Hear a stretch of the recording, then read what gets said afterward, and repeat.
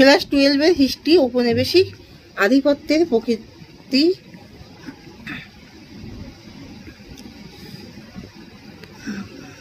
প্রকৃতি নিয়মিত ও অনিয়মিত সাম্রাজ্য, 3য় অধ্যায়। তোমরা সবাই মন দিয়ে শোনো, লেখো, সবাই লাইক অ্যান্ড সাবস্ক্রাইবটা দিয়ে দাও।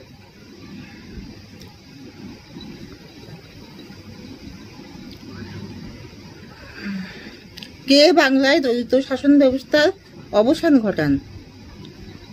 Warren Hastings. পাঠশালা বন্দোবস্ত চালু করেন কে? Warren Hastings.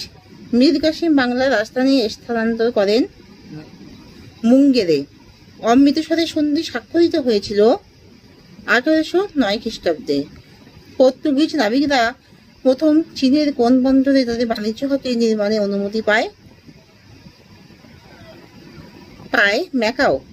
দ্বিতীয় আফিমের যুদ্ধ শুরু হয় 1856 খ্রিস্টাব্দে। সিমনোসকির সন্ধি কাদের মধ্যে হয়েছিল? চীন আর জাপানের মধ্যে। ক্যান্টন বাণিজ্যের অবসান ঘটে 1842 খ্রিস্টাব্দে। ভারতের সিভিল সার্ভিসের প্রতিষ্ঠাতা হলেন কে? Lord Cornwallis.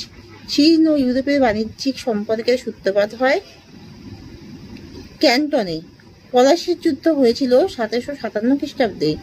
ইংরেজ ইস্ট ইন্ডিয়া কোম্পানি দেওয়ানি লাভ করে 1765 খ্রিস্টাব্দে। ইস্ট ইন্ডিয়া কোম্পানি অ্যাক্ট কবে পাশ হয়? ইস্ট ইন্ডিয়া কোম্পানি অ্যাক্ট পাশ হয় 1778 খ্রিস্ট সালে। পাঠশালা বন্দোবস্ত কবে চালু হয়? 1772 খ্রিস্টাব্দে। ভারতে প্রথম রেলপথ স্থাপিত হয় মহারাষ্ট্রে। কলকাতা সুপ্রিম কোর্টের প্রথম প্রধান বিচারপতি ছিলেন কে? Eliza Impey. বাংলার স্বাধীন নবাবীর সূচনা করেন কে?